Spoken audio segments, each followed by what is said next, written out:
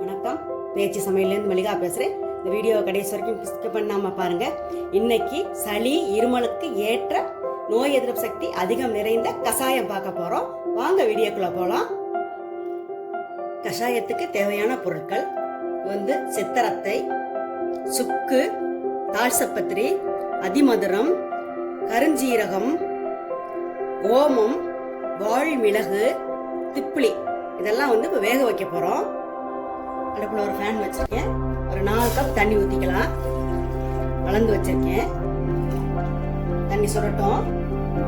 தண்ணி நல்லா கொதிக்குது. இப்போ காட்டின பொருள் எல்லாம் இடிச்சு வச்சிருக்கேன். பெருசாக இருக்கிற வேறாக இருக்கிறனால வேகாது, ரொம்ப நேரம் ஆகும். அதனால இடிச்சு வச்சிருக்கேன். அதை போட்டுறேன். ஒரு 5 நிமிஷம் ஆகும். நல்லா கொதிக்கட்டும், வேகட்டும். நல்லா கொதிச்சு வேகுது பாருங்க. நல்லா வெந்ததுக்கு அப்புறம் பார்க்கலாம். கஷாயம் நல்லா வெந்துருச்சு.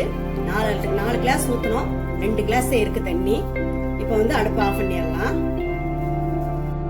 சளி இருமலுக்கு ஏற்ற நோய் எதிர்ப்பு சக்தி அதிகம் நிறைந்த கஷாயம் ரெடி ஆயிடுச்சு.